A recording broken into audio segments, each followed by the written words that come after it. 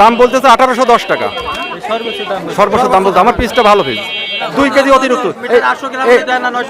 এই আমাদের সমান যদি হয় না না সমান দেবে না, নিট হলেও দেবে না, 100 গ্রাম হলেও দেয় না।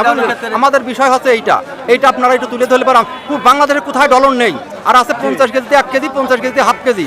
আর কেন আমাদের এইরকম 3 কেজি করে ডলন দেওয়া লাগবে, ব্যাপারটা কি? এই জিনিসগুলো আপনারা একটু তুলে ধরলে পারে কৃষকের একটু লাভ হবে। হ্যাঁ, পিস নাই কাঁচামাল, পেঁয়াজ হচ্ছে কাঁচামাল, একটু ঘাটতি যেতে পারে, আমি মানলাম। আচ্ছা, ধান কাঁচামাল না, পাট কাঁচামাল না, পাট গাদিতে তুলে আরও বৃদ্ধি হয়, অথচ পাটেও আমাদের 2.5 কেজি 3 কেজি করে নেওয়া হয়। আমরা কয় দিক যাবো? আমরা কয় জায়গায় মারি? হাটে আসলে ইজিলি দিতে হয় 1 কেজি, হাট ঝাড়ু দ্বারা দিতে হয় হাফ কেজি 1 কেজি, এরা নেয় 2 কেজি 2.5 কেজি, তাহলে আমরা কয় দিক যাবো? যে সার কিনেছি আপনার মনে করেন যে 800 750 টাকা, সেই সার হচ্ছে আপনার 1800 2000 2500 টাকা করে সার। 1 শতাংশ জমি চাষ দিতে হয় 60 টাকা দিয়ে।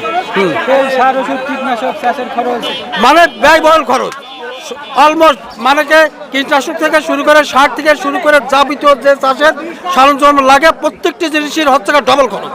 সেক্ষেত্রে প্রত্যেকটি চাষি দুর্দর্শ জীবনযাপন করতেছে। চাষ তাদের মানে কি কোনো মতেই করা সম্ভব হচ্ছে না। সরকার বরাদ্দ যদি আপনার করে যে 2000 থেকে 2500 3000 যদি দাম বেঁধে দেয়, এই জন্য চাষের জন্য একটু মানে সুবিধা হয়। এছাড়া পেঁয়াজ চাষের যে বীজের খরচ, অতিরিক্ত পরিশ্রম, তাছাড়া এই বৈরী আবহাওয়ার কারণে এবার তো পেঁয়াজের ফলনটাও হয়তো তেমন একটা হয়নি। না পেঁয়াজের ফলন গত বছর তুলনায় যে বিঘা প্রতি আমরা পেঁয়াজ পাই 70 থেকে আপনার 80 মণ, সেখানে হচ্ছে আমরা 40-50 মণ হতেই প্রত্যেক চাষির জীবনের মানে কি গলার জেল হয়ে গেছে। দেখেন 2000 টাকার নিচে পিস বেচলে সেটাই লস হবে কৃষকের, কারণ 1 শতাংশ জমি চাষ দিতে হয় আমাদের 60 টাকা দিয়ে।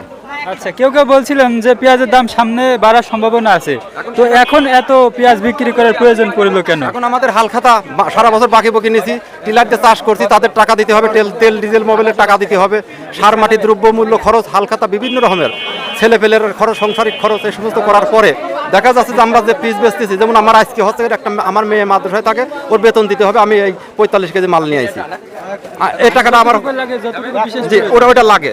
এখন যেদিন যেরকম খরচ হয় সেদিন সেই রকম মাল হাটে নিয়ে আসি। এখন আমরা কৃষক মানুষ, আমাদের ওই দিনকে ওই রকম ছাড়া আমরা যদি একবারে 5 মণ নিয়ে আসি, আমার লাগবে 1 মণ, আমি 5 মণ নিয়ে আসলে ওই টাকাটা আমাদের হাতে থাকে না, আমাদের হিসাব কিতাব করে চালাই, তারপরেও আমরা পারতেছি না, বুঝছেন? তাছাড়া এই পেঁয়াজ তো হচ্ছে একটা পচনশীল ফসল, এটা বেশি দিন সংরক্ষণ করে রাখা যায় না, এবং এটা সংরক্ষণ করে রাখলেও পচে যায়, শুকিয়ে ওজনটা কমে যায়।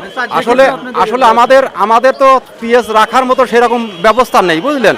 সরকার কোনো উদ্যোগ, আমাদের কৃষকের কোনো উদ্যোগ এই ব্যবস্থাগুলো করে না, কোলেস্টোরেল জাতীয় একটা কিছু করে না।